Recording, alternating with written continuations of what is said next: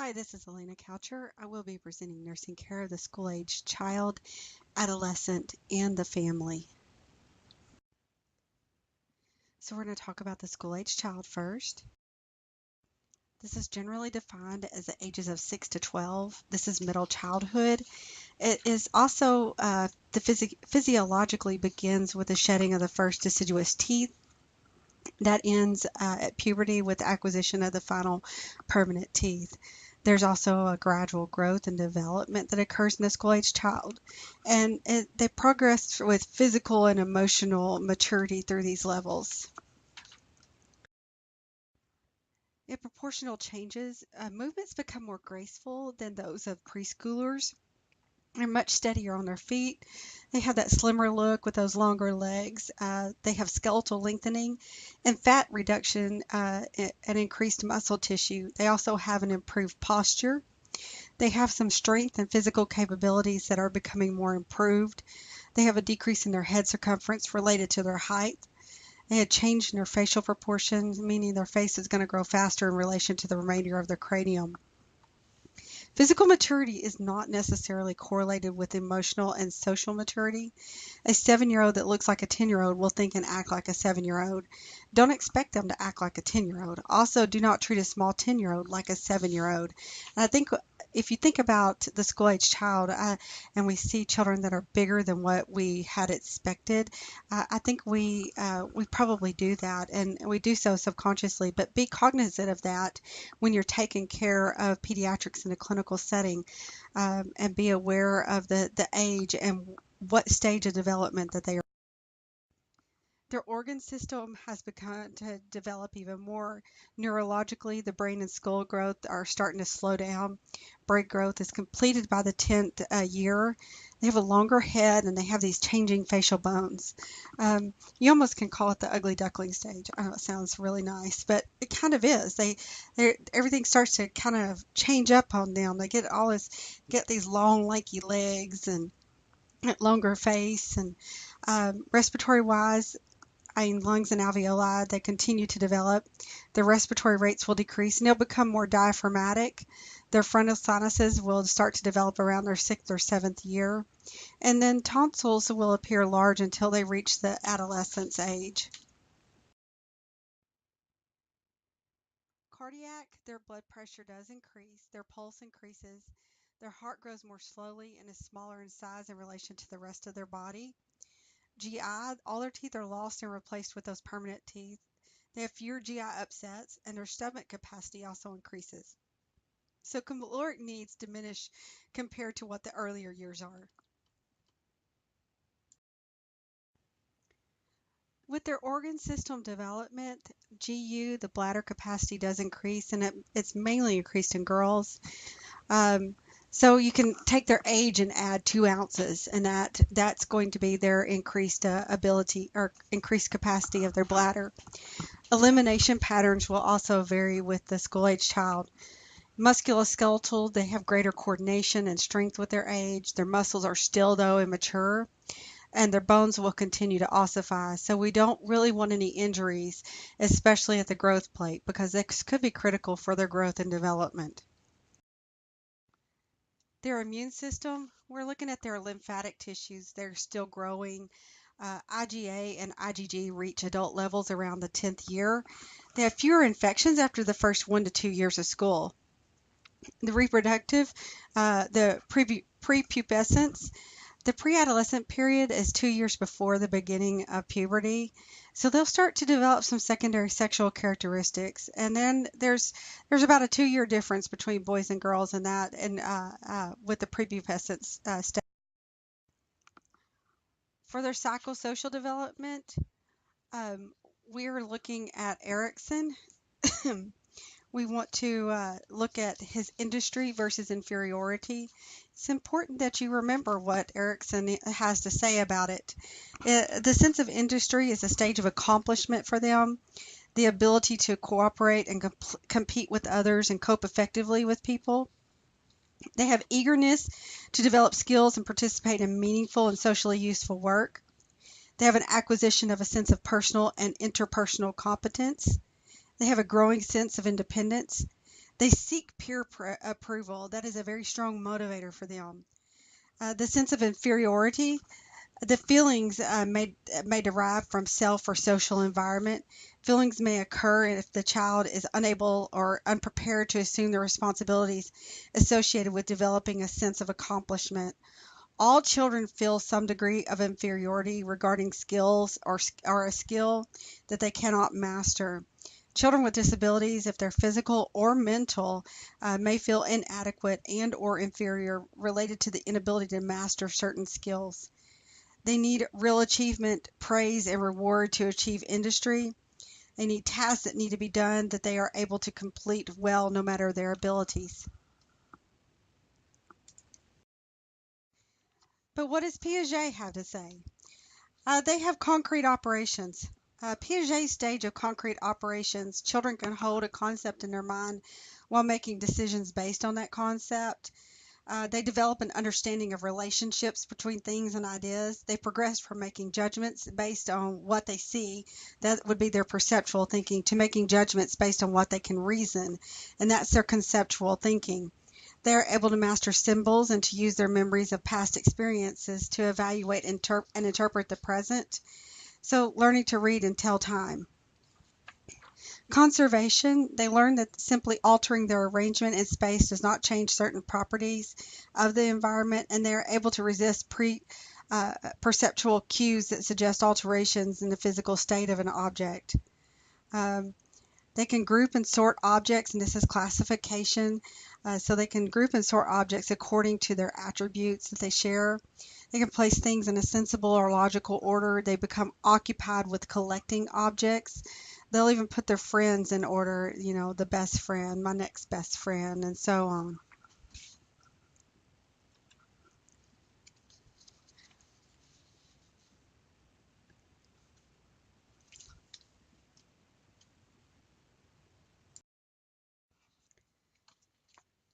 They get a sense of moral and spiritual development that occurs at this age. And Kohlberg looks at this and says it's a development of a conscience and moral standards. So around the age of 6 and 7, a reward and punishment will guide their choices. They know the rules expected of them, but do not understand the reasoning behind them. A wrong act is one that can cause punishment. In the older school age child, they're able to judge and act by intentions that prompted it.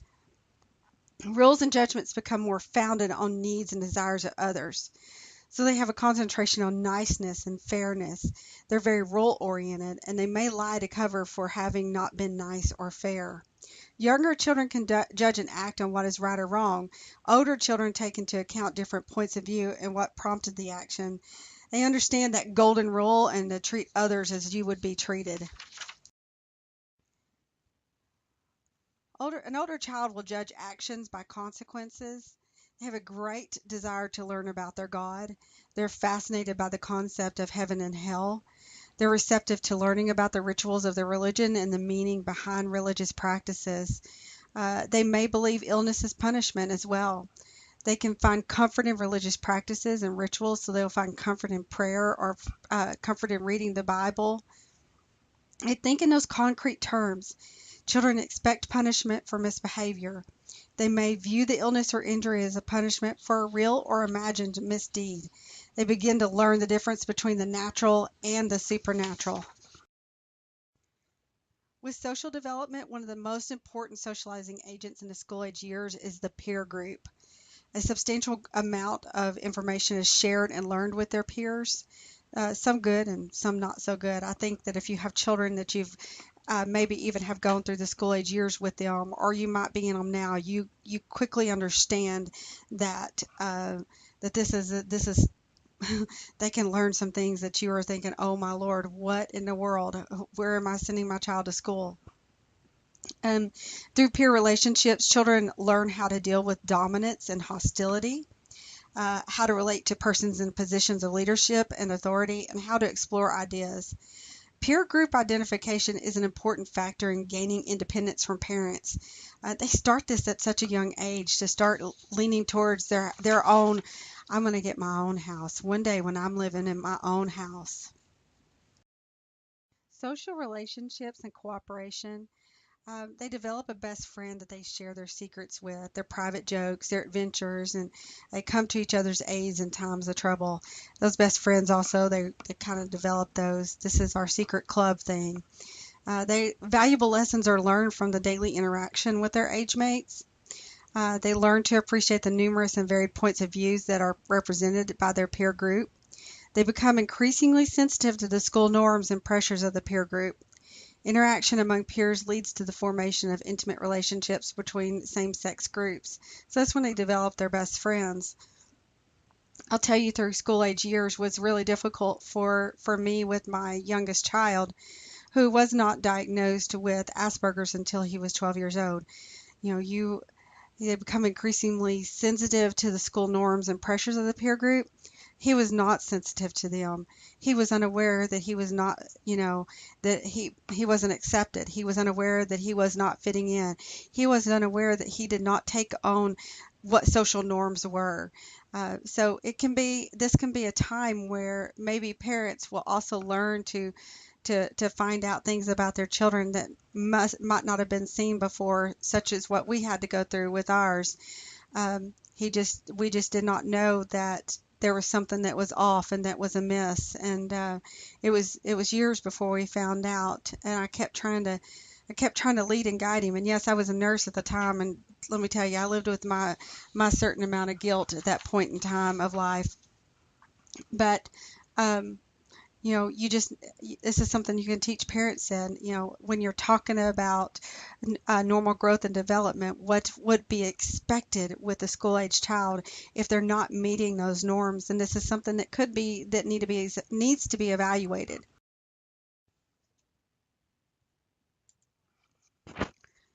So social relationships and cooperation. I just said something on the previous slide about they will begin to develop clubs with peer groups. So they'll have formations of this formalized groups or clubs. The boys will have the No Girls Allowed club. The exclusiveness is the selection of persons who have the privilege of joining. Acceptance into the group is often determined on a pass-fail basis according to what is social or behavioral criteria that was determined. Conformity is core of that structure of the group, though. Not all good. They could have secret codes, they could have shared interests and special modes of dress, small and loosely organized usually. Older group is structured around common interests. Not all groups, though, have a positive influence. That's why I said it's not all good. It's the parents' responsibility to monitor their children's friends and groups of friends. It's imperative that parents do this. Bullying. Ugh. I could probably spend this whole lecture talking about bullying. I have my own things that I think about this, and I question children who go into the school systems and do the bullying. What do they see at home? Why is it they feel that they can pick on somebody who uh, might be littler than them or might be different than them? What makes them become such a tyrant in the school setting? Nurses need to be able to recognize the characteristics of the bully and the victim of bullying, and should educate parents on what to watch for. Poor relationships with peers and a lack of group identification can contribute to bullying. The victim signs that may indicate a child is being bullied are similar to the signs of other types of stress and include nonspecific illness or complaints, withdrawal, depression, school refusal, and decreased school performance. Children have expressed fear of going to school or riding the school bus, and their belongings are often damaged and are missing. Very often, children will not talk about what is happening to them. I'll share a little story with y'all. My son was bullied horribly. I told y'all that he has Asperger's, and once he was, I think that might have been maybe right before he was diagnosed. He had been out of school during the H1N1 flu epidemic, and he's a severe asthmatic, so he was out of school for 2 weeks. So he got H1N1, and then he turned around and had pneumonia, and it's pretty rough for a little while. So I sent him back to school after 2 weeks, having to do an updraft still every 4 hours, sometimes Q2. It just depended on what was going on. And the day that he went back, he was to dress out in PE, and I said, no, you can dress out, but his lungs cannot handle doing any physical activity right now. So the coach left them to their business of changing, and one of the kids got him down in the uh, locker room and put him in a chokehold and choked the breath out of him. And if I'd have been a smarter nurse mom at that moment in time, I probably would have filed charges. But these are the things that we're seeing, and I would almost say epidemic proportions in the school systems now. Bullies are generally defiant towards adults. They're antisocial and likely to break the school rules. And, also bullies break the school rules, but they do it in a funny way to other students. And so it's almost like it gives them a jolt and a charge to keep doing what they're doing. They have some dominant personalities. They might come from homes where parental involvement and nurturing is a very lacking thing. And they may experience or witness violence or abuse at home. And it's dangerous in peer group attachments that are too strong. Peer pressures force some children to take risk or engage in behaviors that are against their better judgment. A child's membership in a gang is associated with a marked increase in some serious delinquent behavior. So definitely some things to think about if you're going to be working in the pediatric setting. Relationships with family. Parents are still the primary influence in shaping their children's personalities, setting standards for behavior, and establishing value systems. Family values usually take precedence over peer value systems. Children prefer peer group activities to family activities. Even though independence is a goal, children are not prepared to abandon their parental control, nor do we need them to right now. Because children are not prepared to cope with all the problems of their expanding environment, they still need and want restrictions on their behaviors. I don't know about the rest of y'all, but occasionally I just want to say it's a no adult day and let me go back to the school age years where I really didn't have to make decisions and my family could do it for me.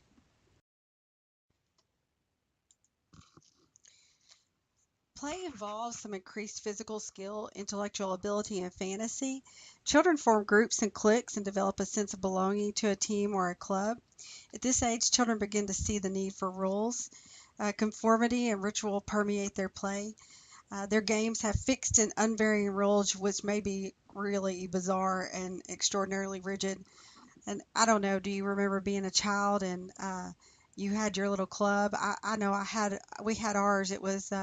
I had a huge magnolia tree in our backyard, and that was my place to be. That was my club, and you had to say a certain word to be able to come in. Not like you couldn't just walk in there, but you know in that day and time, you didn't break the rules. You're as a child, you just didn't break the rules. You did what you were supposed to do. So other children wouldn't break the rules. They didn't want to come in there because they didn't have the club membership unless they knew the code word. So we all have those times if you remember those. Um, this age group also needs quiet time. Collections are big now. They'll collect many items like black rocks, marbles, Hot Wheel cars, Barbies. I collected Barbies, loved Barbies. As they grow older, they will organize these collections. They're fascinated with complex board, card, or computer games, and they can play alone, with a best friend, or with a group. That adherence to the rules is fanatic and can cause some heated arguments. You have to read the rules to resolve it. And I know as a parent, and I raised these types of children, I just would say, I don't understand. Why are y'all arguing over this? This is so ridiculous. Um, but what's stupid and ridiculous to me was very important to them. They'll also create some very creative hobbies, music, painting, cooking, as well as athletic skills and hobbies at that time, swimming and dance, skating, golf, that can be learned and enjoyed for the rest of their lives. Children this age may start to read also for pleasure. They love to have stories read aloud to them, and family reading time can be a very enjoyable for all. They're starting to develop a self-concept. Parents and primary caregivers continue to exert influence on the children's constant self-evaluation. However, the opinion of peers and teachers become a more valuable contribution during the middle childhood, with the emphasis on skill building and broadened social relationships. Significant adults can often manage to discreetly manipulate the environment so that children experience success. Everyone gets a trophy kind of thing. Each small success increases a child's self-image. The more positive children feel about themselves, the more confident they will be in trying for success in the future. All children will profit from feeling that they are in some way special to the significant adult. A positive self-concept makes children feel likable, worthwhile, and capable of significant contributions. These feelings can lead to self-respect, self-confidence, and happiness. Negative feelings will lead to self-doubt, and this makes them very insecure, which they can carry through to their adolescent and into adulthood. They're also developing a body image.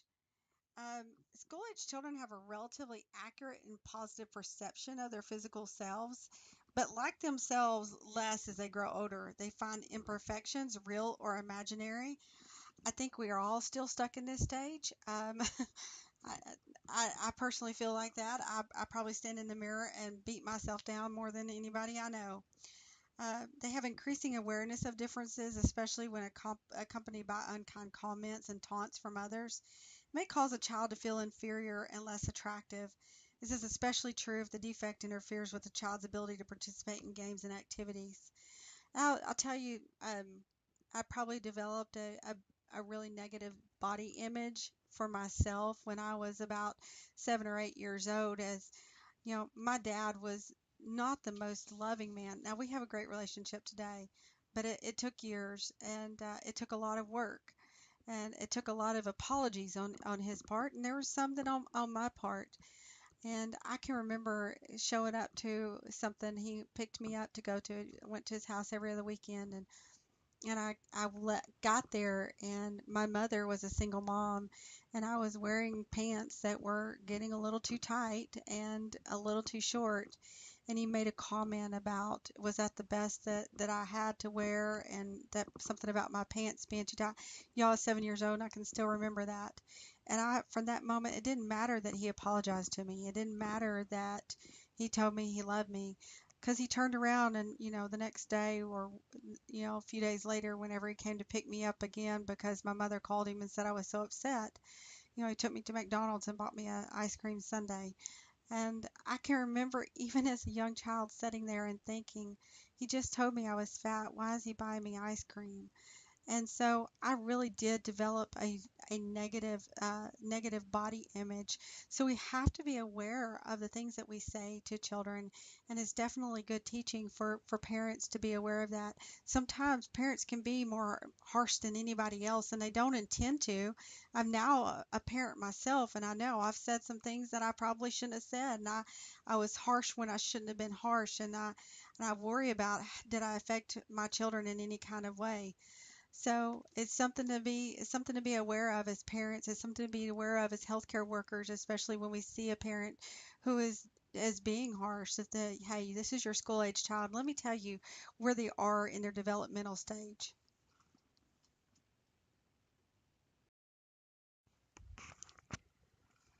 So developmental milestones. We're going to look at gross motor. We want to know if our school age child, they should be at this point developing coordination, the balance and rhythm to improve, allowing them to ride bikes, jump rope, dance, and etc. If you find that school age children are not meeting these gross motor skills, then this is going to need a follow up with their primary care, their pediatrician. This is where we do teaching. Are they at 10 years old? Are they riding a bike? If they're not riding a bike yet, there might be a problem somewhere that we need to address. They should be in constant motion at this time. They have a strong sense of exploration the first few years of school. They have a high energy levels that are more focused with their age, and they have their increased strength and endurance. So what about their fine motor skills? Myelination of the nerves refines those fine motor skills. They have some improved hand-eye coordination and balance. Older school-age children can exhibit some manipulative skills. They also enjoy activities that require dexterity. I I have some new grandchildren in my life. My stepson has acquired a girlfriend with school age children. And that's one of the things that my husband and I have kind of talked with them both about. They're going to be getting married in July, and I said, you know, some things that you have to think about is that they're going to manipulate you, and they will, even when they're not coming into a situation where they're stepchildren. If they're coming into where mom it might be more lenient than dad, or vice versa, they're going to try to manipulate the situation to get what they're wanting. They're not doing so out of meanness. It's just trying to get the things that they want. And it's a I want stage. I think we all are probably in somewhat still of that, but we don't manipulate others to do it. They have to learn though at this age that when they do these manipulative skills, that they are not necessarily a skill to hone. We have to be able to, as parents and nurses, to train our parents and teach them that these are not skills that you want to keep going. You want to teach them to build on positive skills and not those negative. In sensory development, they have 20/20 vision and ocular system is fully developed by 7 years of age. They may still see common problems such as amblyopia and strabismus, and then we can screen and refer if that's a problem. Hearing problems may also be diagnosed during the school age period. The sense of smell and touch are starting to really mature at this point. They have expanding vocabulary of 8,000 to 14,000 words. They're learning to read and become an efficient reader. They begin to use plurals and pronouns, learn to enjoy jokes and riddles, and due to their understanding of double meanings. They also begin to understand metaphors. They may experiment with profanity and dirty jokes, and they may imitate the speech of others.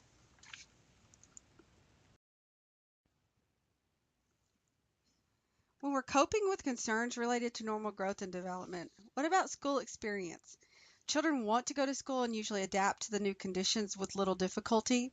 Successful adjustment is related to the child's physical and emotional maturity and the parent's readiness to accept the separation associated with the school entrance. Unfortunately, some parents express their unconscious attempts to delay the child's maturity by clinging behavior, particularly with their youngest child. They're going to want to hold on to them. They might say they're not ready for school. I honestly, this is a transparent moment here in lecture, but I was probably like this with my youngest child. I didn't realize though at the time that he had Asperger's, and I'm going to use that as my excuse right now. But in reality, I think I was trying to compensate for something that I knew on the inside of me that wasn't right with him. So I really struggled with him starting school, not because I didn't want him to have the experience, not because I didn't want him to grow up. It was just that I was struggling because I really felt like he wasn't ready. And I was probably right. And again, trying to compensate for that. Teachers can serve as their role models and parents as well. We all cultivate the responsibility with schoolwork. The teacher's primary responsibility involves stimulating and guiding a child's intellectual development as opposed to providing for their physical welfare beyond the school setting. Teachers who make supportive statements that reassure or commend children, use accepting and clarifying statements that help children refine ideas and feelings, and provide assistance that aids the children with their own problem solving, contribute to the development of a really good positive self concept in that school age child. But parents, we have to cultivate. You think about like getting out there, and if anybody does gardening, I don't because I have black thumbs. I'm not a green thumb person. But I've been around people who garden, and they get out there and they dig up that ground. They toil it till they get it to the right consistency that they can grow something in that garden. Well, guess what? We as parents are doing that, and we want to encourage that in our parents. We want to cultivate that responsibility as the goal for the parental assistance. Be responsible for schoolwork when they come home. Help the children learn to keep promises, meet deadlines, and to succeed as at jobs as adults. Because ultimately, we want them to yearly grow and be able to eventually become an independent person that can move out on their own and live their life on their own. Responsible children may occasionally ask for help, like with a spelling list, but usually they prefer to think through their work by themselves. Excessive pressure or lack of encouragement from parents may inhibit the development of these desirable traits, though. I don't know. Have y'all heard the term latchkey children? Those are the children that are left to care for themselves without any adult there before and after school or both. I was a latchkey kid, and I'm pretty sure most of you were as well. Um, they just have inadequate adult supervision after the school leaves children. It kind of puts them at a greater risk for injury and some delinquent behavior. I'll admit, I skipped school a lot because I was a latchkey kid. Latchkey children may feel more lonely. They might feel isolated and fearful than other children who have someone to care for them. These children are more likely to watch TV, play on a computer, or play video games instead of active outside play. Because there's probably some rules that says you have to stay inside until parents get home. They also may eat unhealthy snacks. My stepson was a latchkey kid. His mother, she was a single mom and she had to, and I totally get that. There was one time that she called me and he had eaten a whole block of Velveeta cheese. Let's talk about constipation. Immobility and poor snack choices often lead to obesity. I see that in my stepson. Out of concern for these latchkey children, some people, businesses, or communities may set up after school programs. They might have telephone hotlines or safe houses where these children can go and get help if needed, or if they're just scared. The Boys and Girls Club is a great place to have children go after school. I think it's relatively inexpensive versus going to and paying for a daycare. When we're talking about limit setting and discipline, children develop an ability to see a situation from another's point of view. They're also able to understand the effects of their reactions on others and themselves. With advancing cognitive skills, they are able to benefit from more complex disciplinary strategies, such as withholding privileges, requiring compensation, imposing penalties, and contracting can be used with some great success. What about dishonest behavior, lying, cheating, and stealing? Telling stories or exaggerating to impress friends and family is pretty common. Uh, I don't have a school age. I'm getting into that point where I have a school age grandson, and he likes to tell his stories. There was this dinosaur, and he fought the dinosaur with a big old sword, and while he was there, the Incredible Hulk came and helped him. I mean, they're going to tell these big old elaborate stories. Occasionally, the Hulk helps Jesus to defend the world as well. Uh, young children may lie to escape punishment or to get out of some difficulty, even when their misbehavior is obvious. Older children may lie to meet expectations set by others, to which they have been unable to measure up. Reassure parents that children lie sometimes and may have difficulty separating the fantasy from reality. Cheating is common in young children who hate to lose at a game or contest and do not understand that this is wrong. Parents may be aware children will observe their behavior and should be honest and set some proper examples. Early school age children of 5 to 8 years do not fully understand property rights, so they tend to take things simply because they're attracted to them, or they take money for what it will buy. When young children are caught and punished, they are very repentant.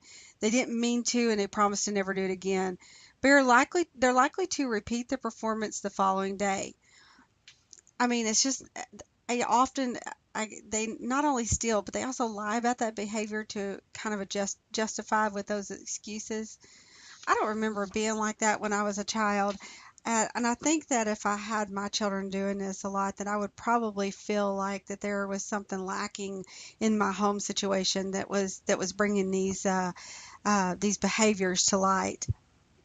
So it's just something to consider when you're having a parent who you're providing education to that states, this is a repetitive behavior and I don't know what I need to do to stop it. We might need to look a little bit deeper and figure out where things are going with this child.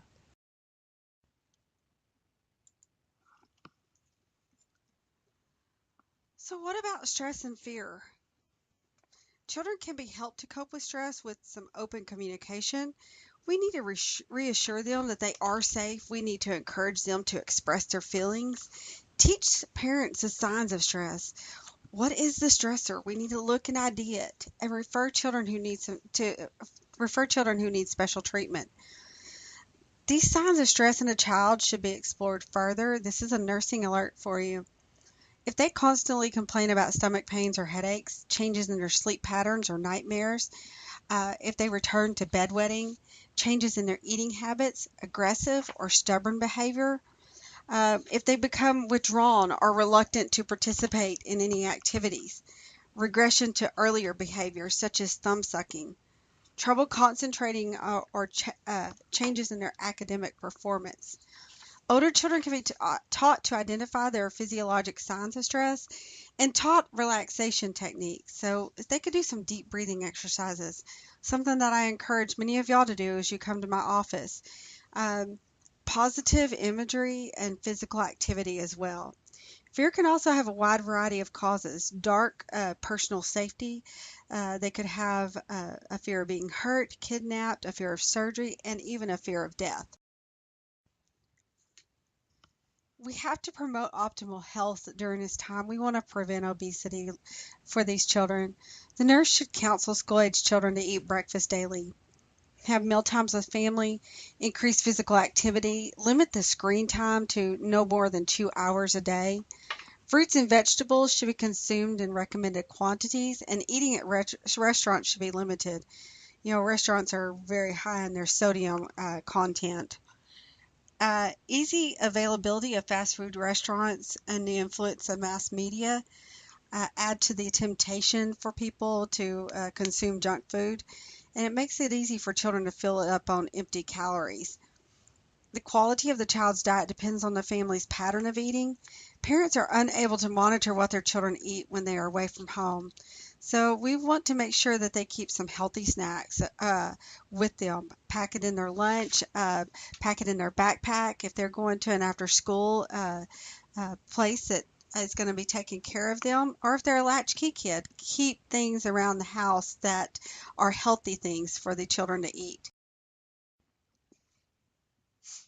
Sleep and rest. The growth rate slows and they have less energy is expanded in the growth during these years. Children need specific bedtime routines. As they get older, you may see some resistance with that. May allow a little later bedtime as the child gets older. Encourage quiet activities such as reading and music before bed to kind of help them wind down. I know for my children, when they were a certain age, they went to bed at 8 o'clock. And then it seemed like that after a couple of years of that, probably by the time that they were 8 or 9, I would hear, "Mom, I don't want to go to bed at 8 o'clock. Can we go to bed later?" So we moved that time to 8:30. And we just kind of have kept it going. You know, you move to 8:30, you move on up to 9 o'clock. By the time they're older kids and adolescents, we've moved that time even more. For exercise and activity, all children need regular exercises. They may appear strong, but they're not always ready for strenuous competitive athletics because they are still growing.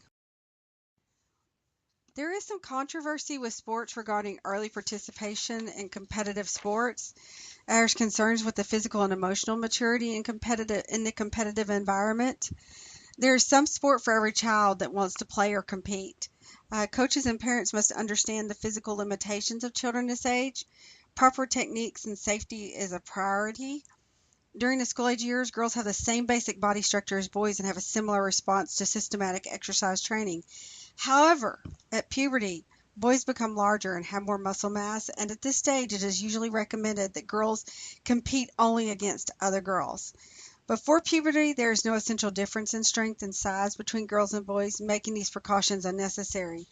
Pre-adolescence is a time to teach fundamental motor skills, develop fitness in a practical, safe, and gradual manner, and promote healthy attitudes and values.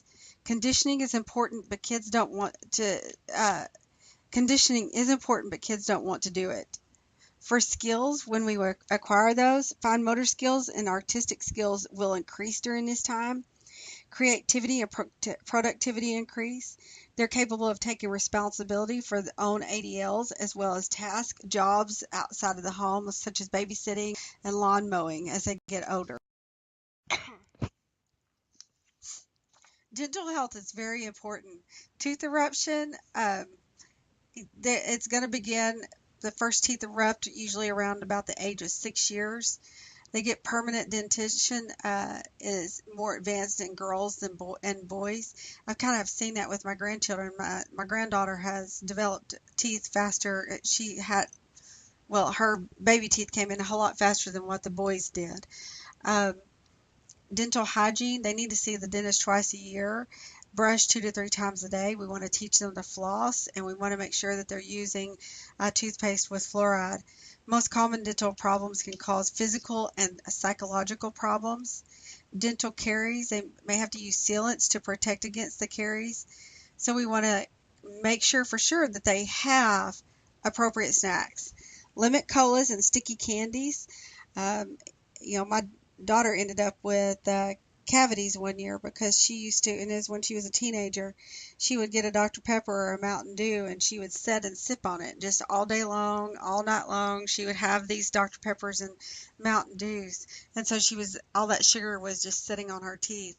It caused a lot of problems. Sex education. Sex plays as a part of normal curiosity during the pre-adolescent stage. Middle childhood is ideal time for formal sex education. You want to take a lifespan approach, information on sexual maturity and process of reproduction, and you want to make sure that there's effective communication with the parents. The child's attitude towards sex is acquired indirectly at an early age, so we want to keep the communication open between the child and the parents.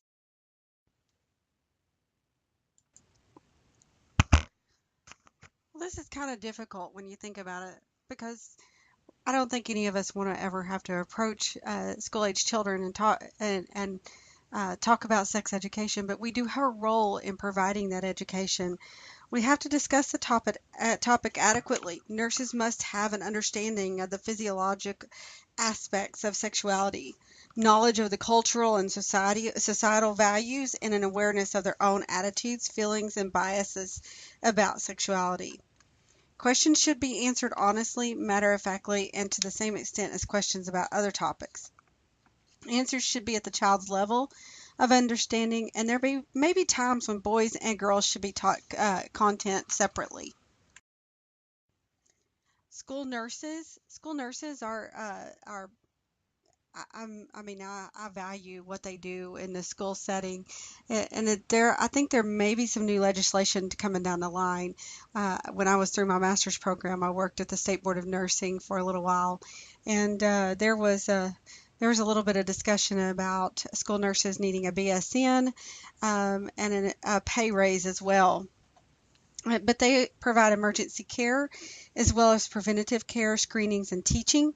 Children with chronic illnesses and disabilities are now placed into the least restrictive environments, including regular classrooms whenever possible. School nurses are responsible for the medical and nursing needs of children with chronic illnesses and disabilities while they are in the school setting. And they do the routine services as well. Injury prevention is big. Most common cause of severe injury and/or death is MVAs. However, the most common injuries from bicycles are from falls. From this, head injuries are the major causes of bicycle-related fatalities. A bicyclist should wear properly fitted bicycle helmets every time that they ride. A helmet is the single most effective way to prevent a head injury resulting from a bicycle crash. In 1989 to 93, an average of 247 traumatic brain injury deaths and 140,000 head injuries among children and adolescents younger than 20 years were related to bicycle crashes. That's ridiculous. Wear a helmet. I just don't understand why we don't do that. It probably drives me completely insane to see one of my grandchildren out on a bicycle without their helmet on. Family-centered care and guidance during the school years. Parents adjust to child's increasing independence. They also provide support as unobtrusively as possible. The child moves from a narrow family relationships to broader world of relationships. Well, this is where we get to talk about the wonderful ADHD.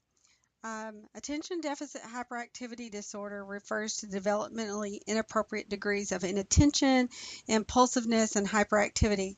Symptoms could be present between the ages of 4 and 18 years and seen in more than one setting. They must not be symptom of another disorder. They'll have inattention, so they might appear careless in schoolwork and with their activities at home, get easily distracted by external stimuli, forgetful in daily activities, avoids or dislikes engaging in tasks that require sustained mental effort. The hyperactivity of it is they're fidgety, they squirm in their seat, they're restless, they have difficulty in playing quietly or engaging in quiet games or activities, and they talk excessively. The impulsivity, they have poor impulse control, so they have difficulty waiting for their turn or waiting in line, and they interrupt others' conversations. A learning disability refers to a heterogeneous genus group of disorders and can be manifested by significant difficulties in the acquisition and use of listening, speaking, reading, writing, reasoning, or mathematics skills. Many children develop maladaptive behavior patterns that impede psychosocial adjustment while they try to cope with cognitive dysfunction. These affect every aspect of a child's life. It evokes negative responses from others, and repeated exposure to negative feedback can adversely affect their self-concept. The behaviors exhibited by children with ADHD are not unusual. The differences lie in the quality of motor activity and the developmentally inappropriate inattention, impulsivity, and hyperactivity. There is a variety of severity from mild to severe. All children with ADHD are different. They don't all fall in the same category, guys. Major clinical manifestation is distractibility with stimuli coming from external or internal sources or both. The child may not consider the consequences of behavior. They may take some excessive physical risk, often beginning very early in life, and they may demonstrate inappropriate social skills. Children with ADHD demonstrate one of three subtypes. Okay, so the first is they have a combined type, 6 or more symptoms of inattention and 6 or more symptoms of hyperactivity impulsivity that persist for at least 6 months. Most children and adolescents with ADHD have the combined type. 2 is a predominantly inattentive type. They have 6 or more symptoms of inattention, but fewer than 6 symptoms of hyperactivity, impulsivity that persist for at least 6 months. This is my adult daughter. She was not diagnosed with it until she was about 15, which is actually pretty common for girls. Uh, More often than not, boys are going to be diagnosed before girls are. Girls just kind of slip under the radar unless they're just way out there with it. And hers was just an inability to pay attention. Even now, talking on the phone with her is like pulling my teeth. Did you hear anything I just said? No, I lost track of what you were saying. Um, Number 3 is a predominantly hyperactive impulsive type. So they have 6 or more symptoms of hyperactivity, impulsivity, but fewer than 6 symptoms of inattention that persist for at least 6 months. Inattention may often still be a significant clinical feature in such cases. Diagnosis is based on the characteristics of the DSM and a complete thorough examination of the child. And on the DSM, it's a spectrum. Everybody falls within this spectrum. If you have Asperger's, if you have a type of autism, if you have ADHD, it's on this spectrum. Um, so we'll learn more about that when y'all get into mental health. So first of all, we want to diagnose it. We need to rule out any neurologic disorders. They're going to want to do an extensive physical exam, and they're going to complete a behavioral checklist. Um, a history of both medical and developmental and a description of the child's behavior should be obtained from as many observers of the child as possible, especially the parents and teachers. I know when I took my son in with my suspicion that he had Asperger's, I had the principal at the little private school that he was going to write a note of the things that she said. I didn't tell her what I suspected. I wanted her to write and to put in there what she observed from him. And I had his teacher do the same thing. And I just told him that I had some suspicions that I needed to have the pediatrician address. And I had already written my note, and I just put them all in an envelope and took them to her. She read all three descriptions, and boom, we were with a diagnosis. Because our descriptions of my son was pretty dead on. All three of us validated each other without knowing what each other had said. Psychiatric disorders, medical problems, and traumatic experiences are usually ruled out, and this will include lead poisoning, seizures, partial hearing loss, psychosis, and the witnesses of any sexual activity or violence. Management of the child with ADHD usually involves multiple approaches that include a family education and counseling, medication, proper classroom placement, environmental manipulation, and behavioral therapy or psychotherapy. Interventions for children with LD learning disabilities are primarily educational. Pharmacologic, a lot of parents don't like to use any kind of pharmacologic measures, but this may be necessary for them to have some of the best school years of their life. Um, Most common used are methylphenidate, Ritalin, dexamphetamine sulfate, dexedrine. Psychostimulants cause an increase in dopamine and norepinephrine levels, which leads to stimulation of the inhibitory system of the central nervous system. You won't use it if they have Tourette's. There's other ones. There's Vyvanse that's out there. That's a great one to use. Um, Non-stimulants, they'll do mixed amphetamine salts such as Adderall. They'll also do a selective norepinephrine reuptake inhibitor such as Strattera. Um, uh, Doses are started small and increase until the desired response is achieved. And it's going to be dosed by the child's weight. Some side effects that we're going to see with these children, insomnia, anorexia, weight loss, hypertension. Uh, Dexedrine is a long-term medication that may suppress growth. Behavioral therapy is going to focus on the prevention of the undesired behavior, and it's going to identify possible incidents and use reward systems for appropriate behavior. Parents are going to be needing to have instruction on effective parenting skills because what might have known as the norm, taking care of one child, is not going to be the norm for this one. They have to be able to deliver positive reinforcement, reward small increments of desired behaviors, and provide some age-appropriate consequences when they don't. Counseling or therapy may be beneficial for the child plus the parent.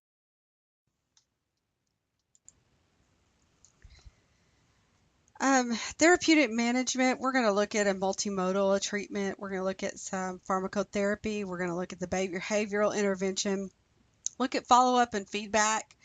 Might have to do some environmental manipulation, encourage the families to learn how to modify the environment.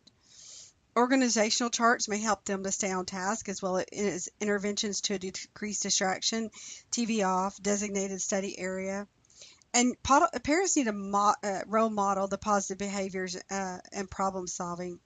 In the classroom, children with ADHD need orderly, predictable, and consistent classroom environments with clear, consistent rules. Some changes may be necessary, but it might have to be a gradual thing that's brought into the classroom because if not, it could cause a meltdown.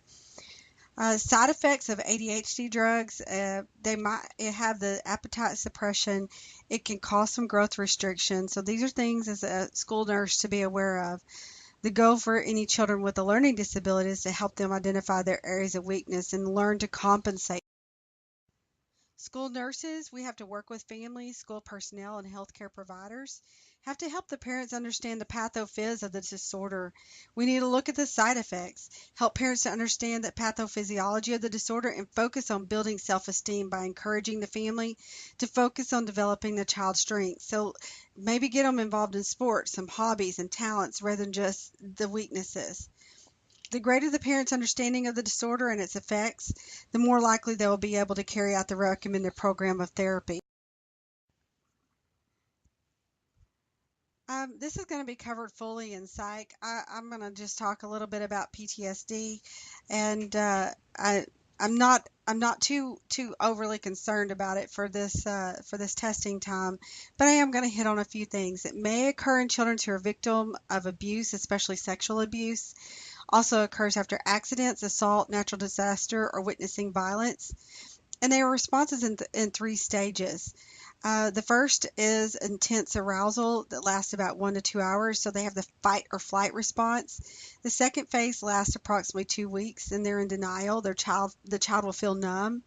And the third phase is to appear to get worse. It lasts 2 to 3 months, and this is where they're going to have some depression, anxiety, conversion reactions, phobic symptoms, repetitive actions, and flashbacks are common.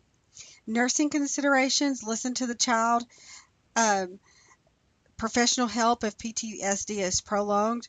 Trauma-focused psychotherapy is considered the first line of therapy. They might need some SSRI drugs to take care of their problem. School phobia. Now, this is an extreme reluctance to attend school for a sustained period of time as a result of severe anxiety or fear of school-related experiences. Most common in ages older than 10 years. They're going to exhibit some physical symptoms such as anorexia, nausea and vomiting, diarrhea, dizziness, headache, leg pains, abdominal pains. They may even develop a low-grade fever.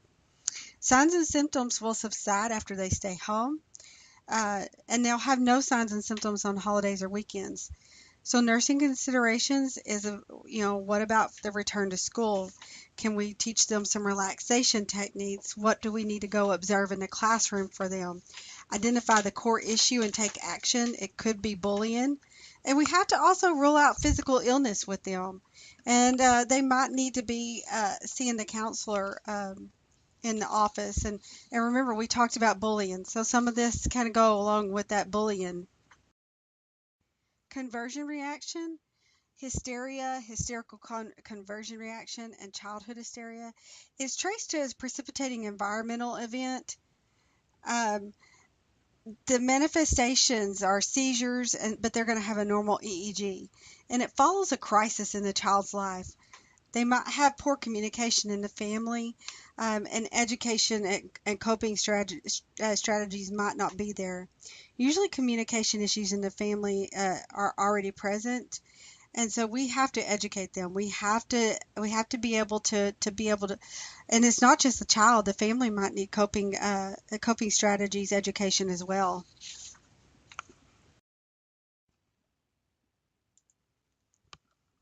Childhood depression is real. Children often have difficulty expressing their feelings. They may act out. They may have maybe temporarily related to a specific event, and it may be a response to some chronic stress or even a loss that has occurred in their life. The symptoms that we're looking for: sad face, poor self-esteem, tendency to be alone. They may be withdrawn, decrease in grades or school achievement. They may be lethargic, tearful, crying, exhibiting signs of guilt, clinging, aggressive behavior, some suicidal ideation, hopelessness, and physical symptoms as well. How do we want to manage it? We want to watch for symptoms in the children, make appropriate referrals for counseling. Treatment may be inpatient or outpatient, and drug therapy as well. Childhood schizophrenia is characterized by symptoms that last for at least 6 months and seriously interfere with the child's functioning at school, at home, or in other social situations. The basic disturbance is a lack of contact with reality, and the subsequent development of a world of the child's own. They'll have some impaired cognition, perception, emotion, language, and physical motor control. The most common manifestation involves language disturbances, impaired interpersonal relationships, and an inappropriate affect. That's an outward expression of emotion. Treatment is going to be focused on management of the symptoms, prevention of relapses, and social and occupational rehab. and medications and individual family therapy will also be necessary. Now we're going to talk about the adolescents. We want to promote optimal growth and development. This is a transition between childhood and adulthood. They have rapid physical, cognitive, social, and emotional maturation, generally defined as beginning with the onset of puberty and ending with the cessation of body growth at the age of 18 to 20 years.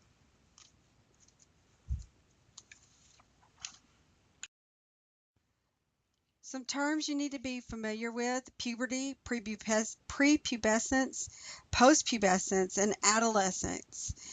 Puberty development of is the secondary development of secondary sex characteristics.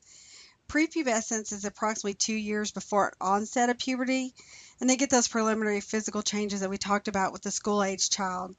The post is 1 to 2 years after puberty.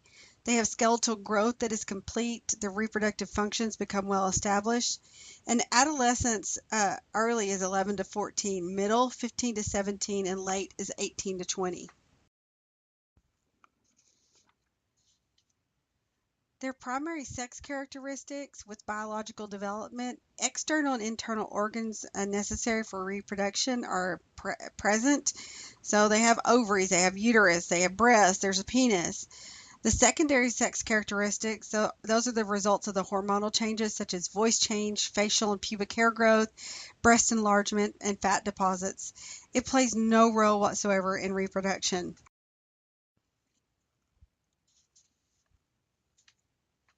Events of puberty are caused by the hormonal influences and controlled by the anterior pituitary in response to stimulation from the hypothalamus. Stimulation of the gonads does two things.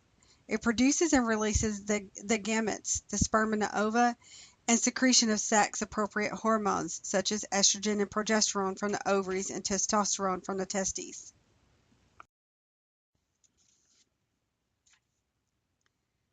Our sex hormones are secreted by our ovaries, testes, and adrenals, produced in varying amounts by both sexes throughout the span. The adrenal cortex causes small amount of secretions before puberty, and then they get the maturation of the gonads that produces the biologic changes that go along with puberty. Do you like our little characters down there? Estrogen everywhere. Um, Estrogen is our feminizing hormone.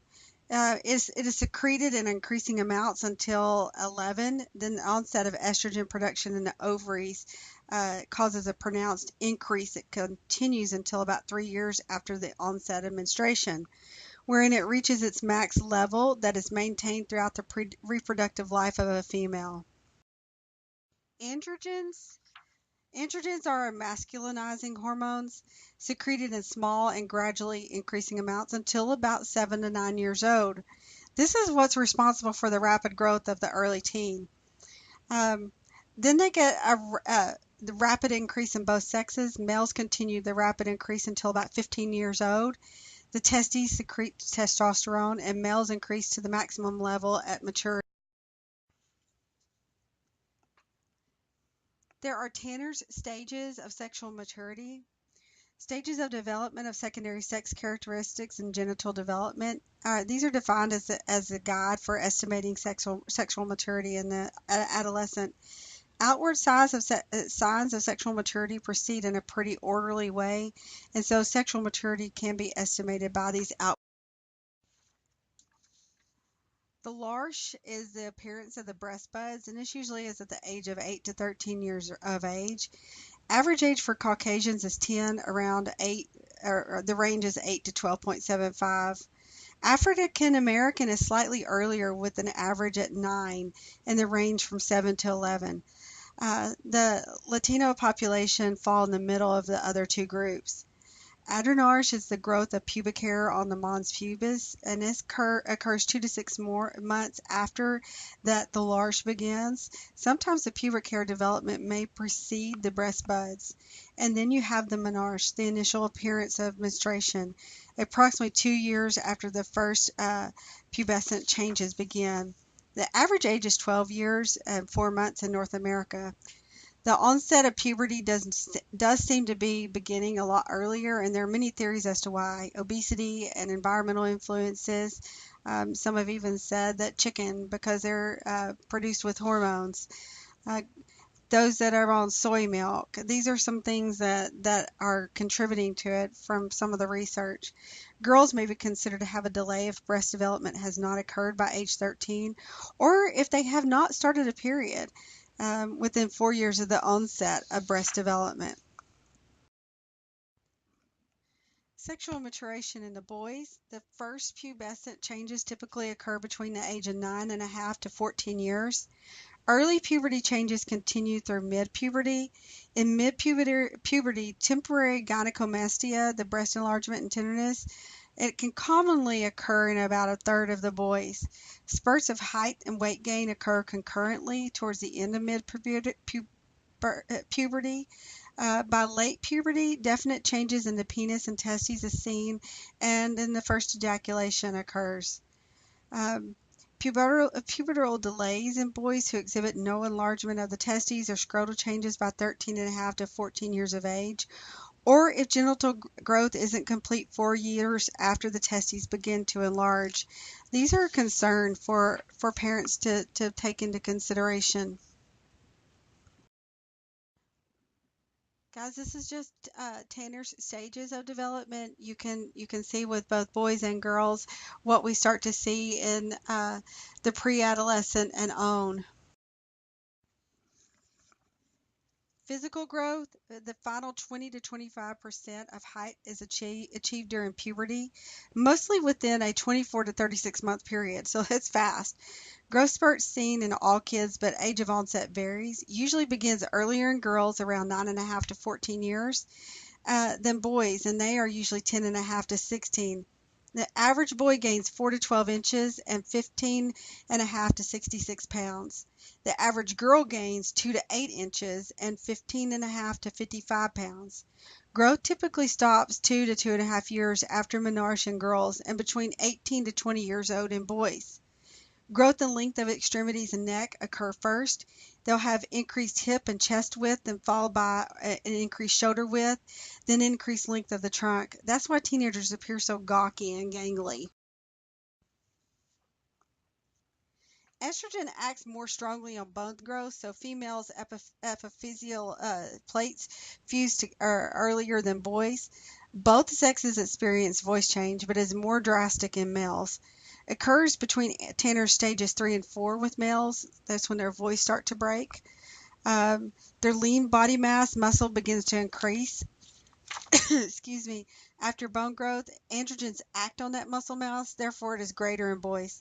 The non-lean body mass, the fat, also increases. Maybe a slight increase in subcutaneous fat before the bone growth begins, followed by a decrease 1 to 2 years later. It's easier to see in boys, though. Fat deposits also change to fill out the mature contour of the body, so the thighs, hips, buttocks, and breast. You also see changes in their skin because they start to get acne. They start to sweat more, and they have body odor and body hair that changes in changes in texture. Blood volume is higher in boys and girls, and the respiratory volume is also greater in boys. The size and strength of the heart and systolic blood pressure increase, pulse rate and basal heat production decrease, adult values for all formed elements of the blood. And they get a respiratory volume and vital capacity that increase, and they have increased performance capability. So Erickson identifies this as the identity versus role diffusion confusion. Um, Developmental crisis of the adolescents leads to the formation of a sense of identity. Adolescents come to see themselves as distinct individuals, separate and unique from everyone else. They get a group identity. Pressure to belong is intensified.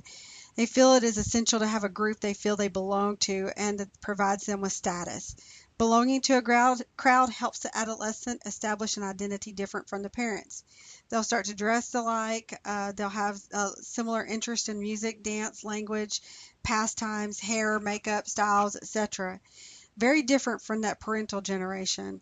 They have that quest for personal identity.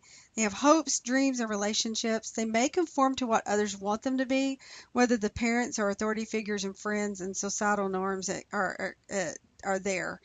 Sex role expectations are passed along by a peer group, society, culture, and are also there depending on where and when we are. Emotionality, adolescents are labile. They have that fluctuating emotional thing. They swing from very grown up to childlike behavior. They may seem almost bipolar, wild swings up and down in their mood. Little things may trigger a meltdown or a large reaction as they age. Teenagers are better able to control their actions, though. Piaget looks at the cognitive development. That's the formal operations period. They have abstract thinking. They think beyond the present, mental manipulation of multiple variables, and concerned about others' thoughts and needs at that time. Moral development is also going on, and Kohlberg identifies this for the adolescent as an internalized set of moral principles, the questioning of existing moral values and relevance to society. They understand duty and obligation and the reciprocal rights of others, and they have some concepts of justice and reparation.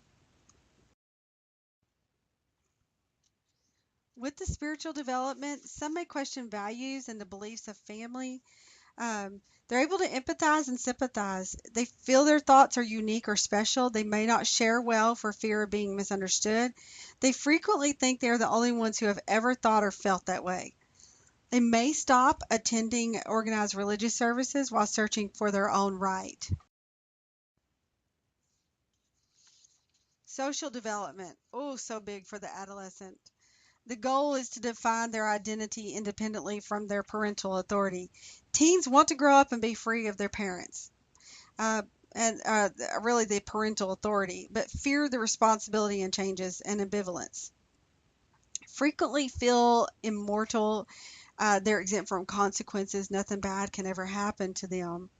And it's really important for them to be accepted by their peers. They have intense sociability, and they also at the same time have intense loneliness.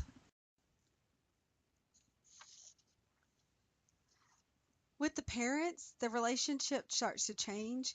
The roles change from protection, dependency to mutual affection and equality. The process involves some turmoil and ambiguity. They have struggle of privileges and responsibility. They get to that point of emancipation from parents that may begin when they start with rejection by the parents of the parents by the teen. They frequently distance themselves from home and family time and want to spend more time with their peer group.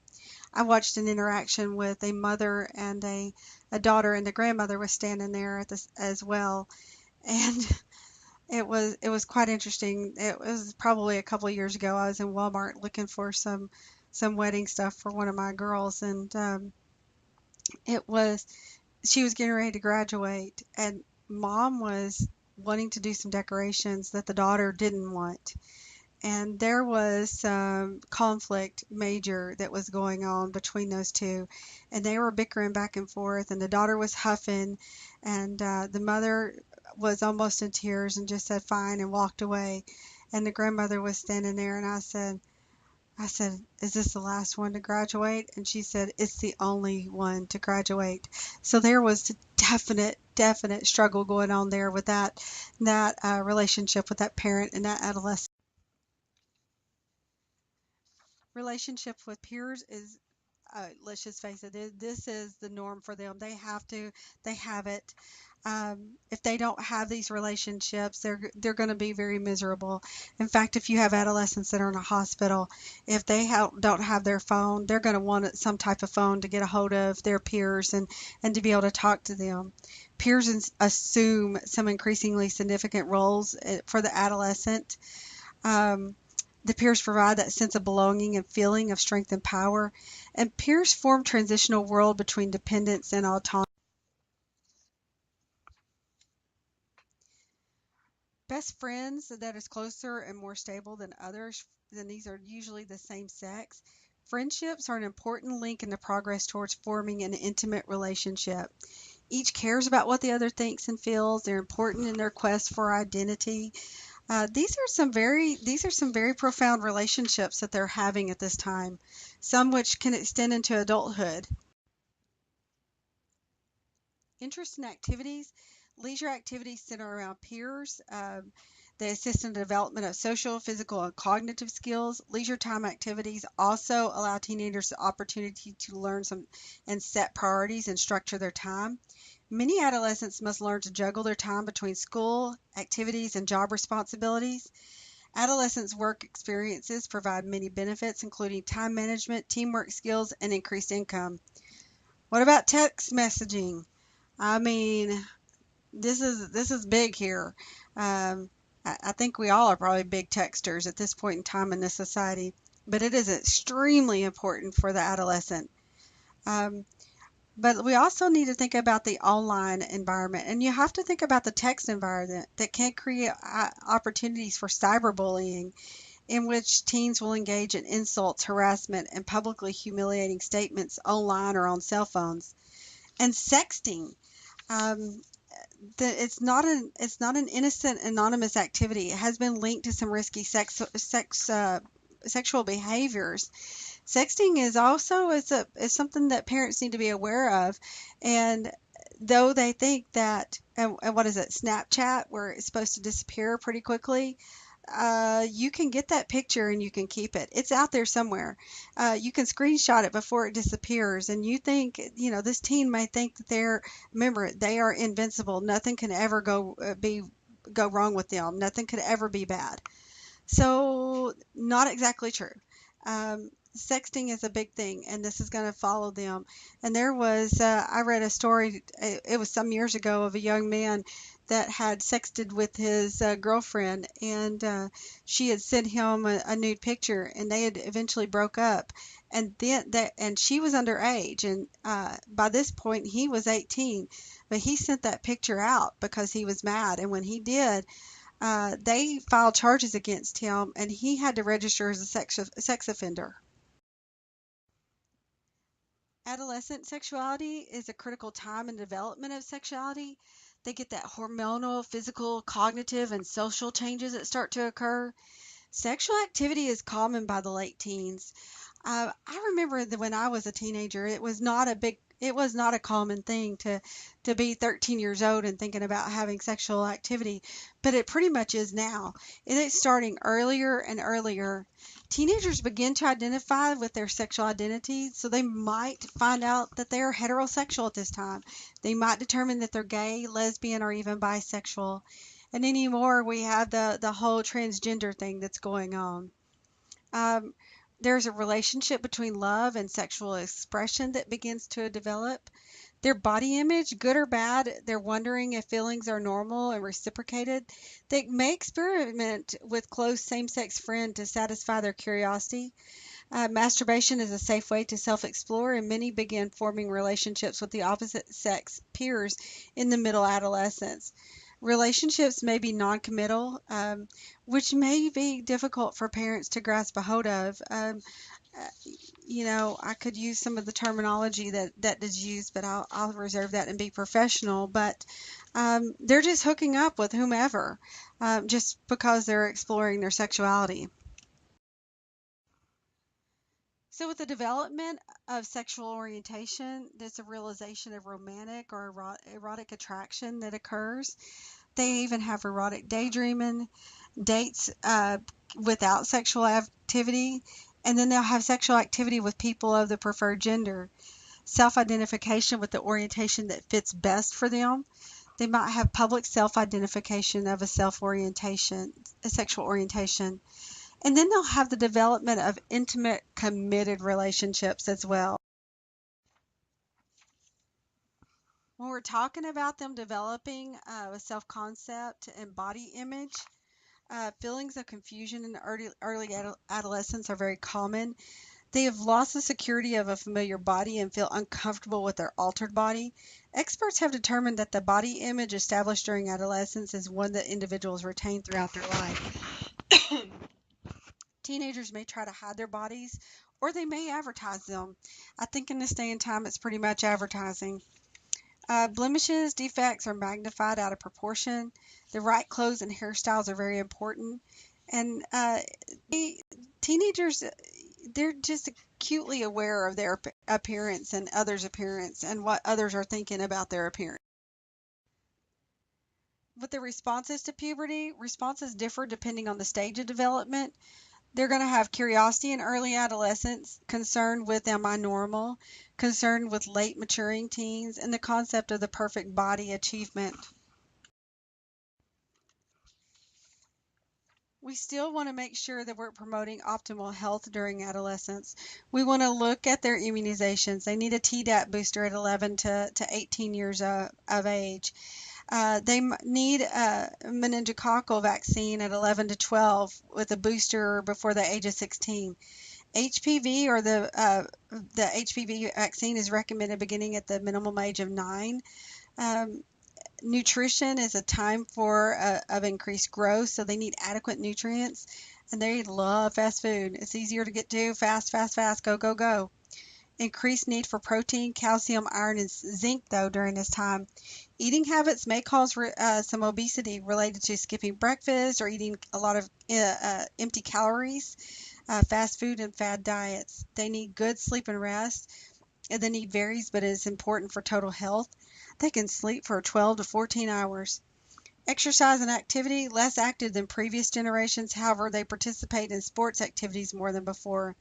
Many schools have cut PE, so they're less active. Adolescents need 60 minutes of moderate, vigorous activity per day. They need to see their dentist every 6 months. They need to brush and floss 2 to 3 times daily.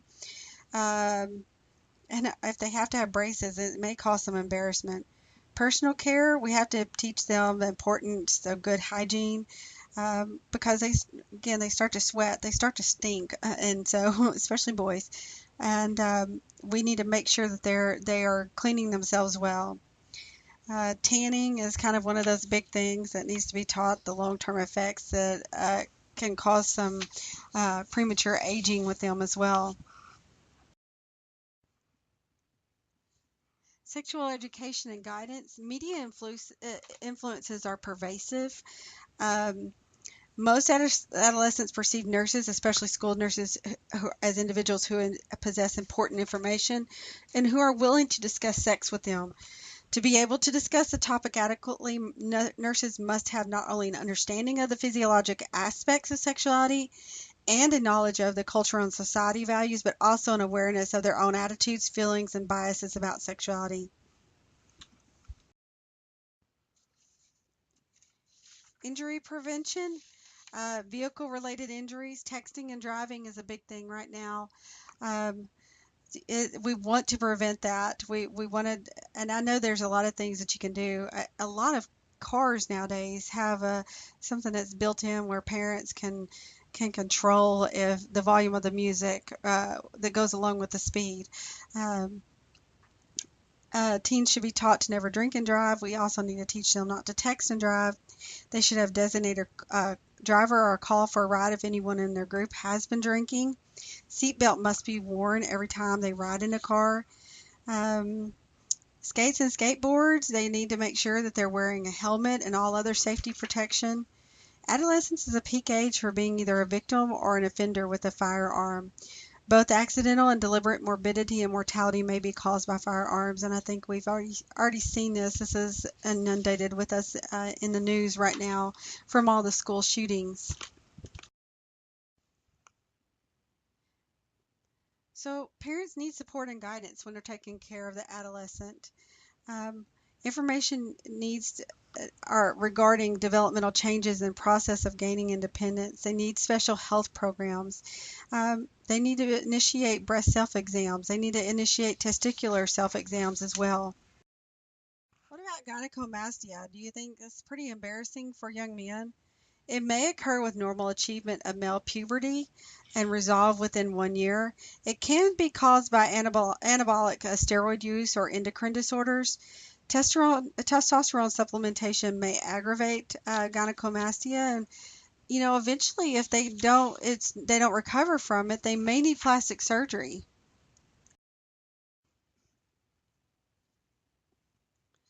So 12.5 million kids, African American and Hispanic kids, are disproportionately affected with obesity.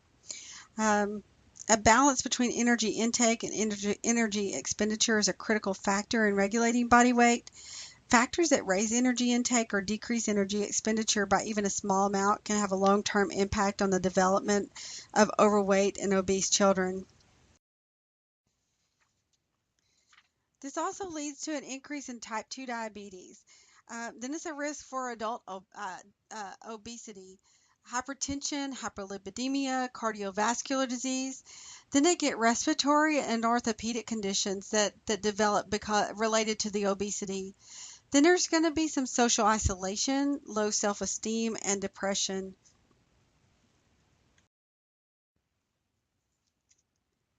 It can be a family influence, it can be environmental conditions, perinatal factors, community factors, institutional factors, physical inactivity, appetite regulation, and psychologic factors.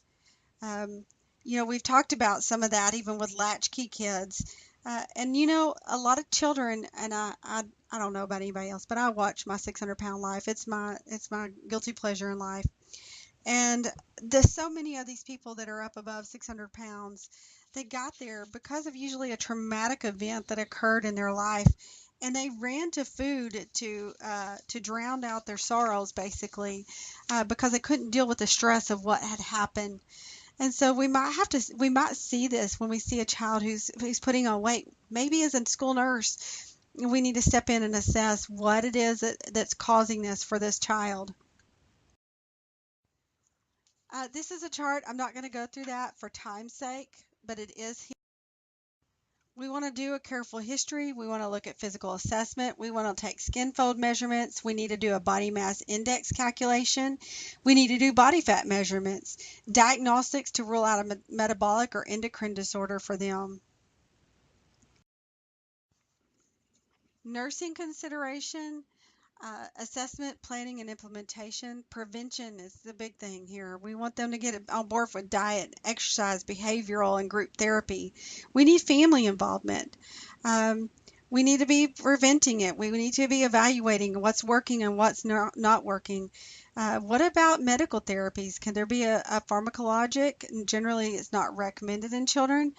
And then they'll say surgical can be hazardous for children, but I don't know. As a child gets older, that may be in debate at this point in time, as bariatric surgery has become more and more advanced. Guys, anorexia is a big deal.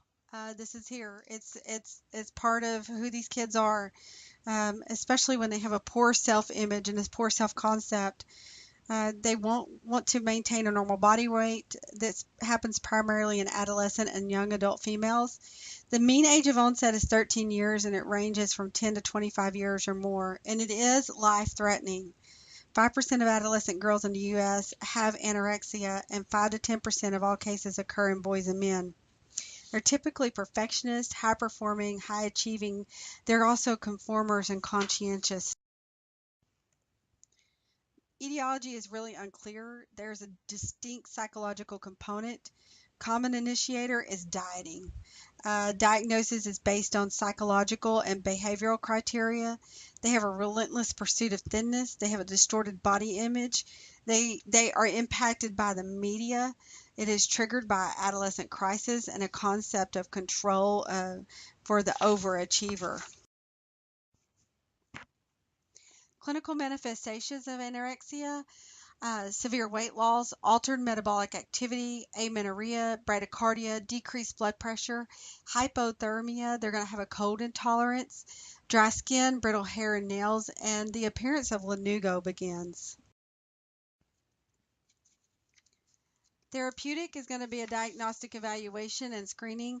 There's three major goals of treatment: reinstitution of normal nutrition and reversal of malnutrition, resolution of the disturbed pattern of family interactions, and individual psychotherapy to correct deficits and distortions in psychological functions. Those are the three major goals of treatment. However, I will tell you right now that You can try to reinstitute the normal nutrition and reversal the malnutrition, but if the patient has already arrived at the hospital in a malnourished state, we're going to have to get their body systems in order before we can restore anything else. Therapeutic management, we want to treat life-threatening malnutrition, so they might need some IV and tube feedings. We have to monitor their cardiovascular status, nutritional therapy. They're going to be because they're going to have the refeeding syndrome. That's complications if the nutritional replacement happens too quickly. So we have to do it slowly. It can't be just all at once. They're going to need some cognitive behavioral therapy. They're going to need some pharmacotherapy. The care management is a lifelong treatment likely. Outpatient care or hospitalization may be necessary. Physical effects of the eating disorder, it's going to affect them not just physically but on the outside, but you've got your inward effects as well. They're going to have a behavioral contract, and there's going to have to be family therapy. Everybody has to get bulimia. Eating disorder characterized by binge eating. And then they're going to be doing some purging afterwards. So they're going to use laxative, or they're going to have a self-induced vomiting. They might have diuretic abuse. And then they're going to have rigorous exercise regimens. There can be up to 8 or more cycles per day. They're going to have tooth erosions, esophageal damage, and other GI concerns that go along with it. It is a psychological issue. It is a self-depreciating thought. It is because of a depressed mood. There's also usually a history of unsuccessful dieting and overweight in childhood. They have very low impulse control. Therapy is going to be similar to anorexia management. We're going to have to hospitalize them to treat the potassium depletion. We're going to have to address the esophageal damage. We're going to have to do cardiac monitoring and then behavioral management as well.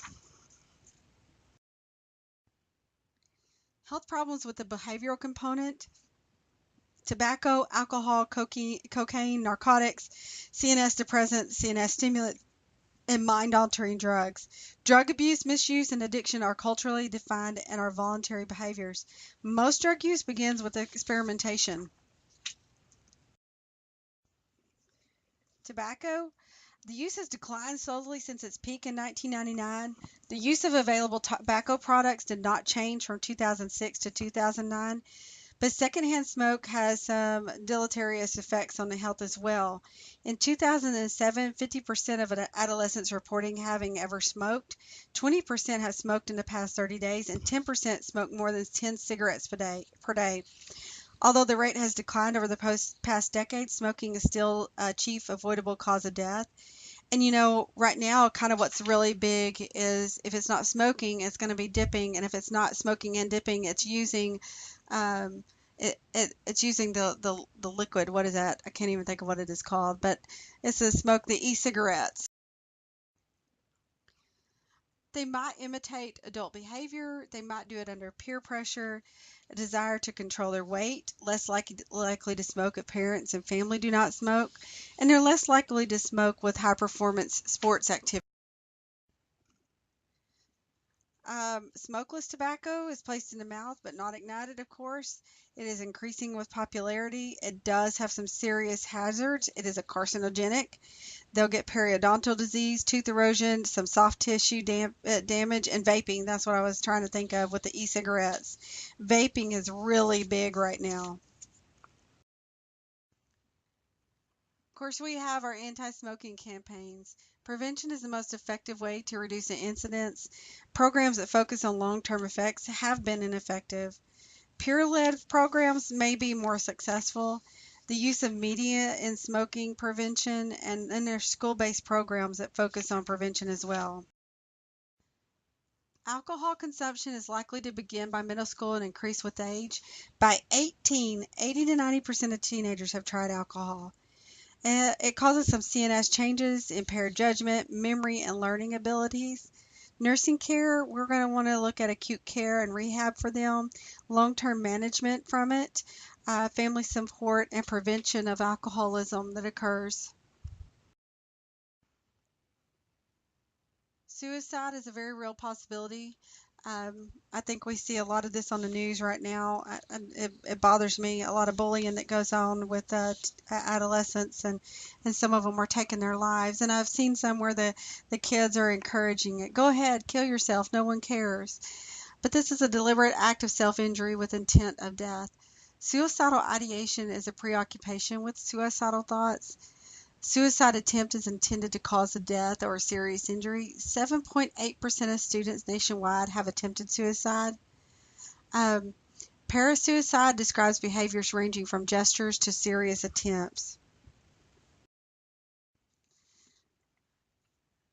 The single most important factor is the presence of an active psychiatric disorder such as depression, bipolar disorder, psychosis, substance abuse, or conduct disorder.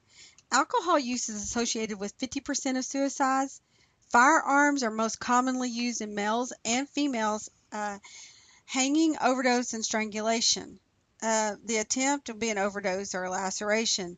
Suicidal ideation is common in teens. Ask parents about removing firearms if the teen is depressed. You need to know what the warning signs of suicide are. We need to be able to teach this to our parents. And what would you ask? What I would ask is, do you have a plan? Do you have a plan set for killing yourself when you find out that somebody has expressed a desire to do so? Asking them if they have a plan. Usually, if they are really serious about suicide, they will have one set. Thank you for listening. I will see you in the classroom.